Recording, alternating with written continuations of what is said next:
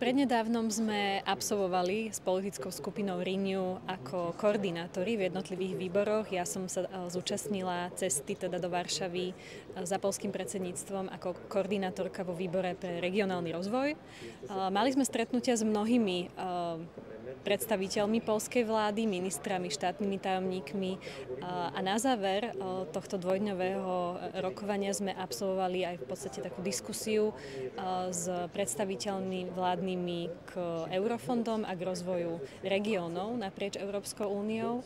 Je jasné, že pre poľské predsedníctvo ako krajinu, ktorá je najväčší prijímateľom pomoci z kohéznych fondov, z kohéznej politiky, je táto téma veľmi dôležitá. A bude to práve počas poľského predsedníctva, kedy sa začnú diskusie o tom, akú podobu bude mať politika súdržnosti a eurofondy ako také po roku 2027.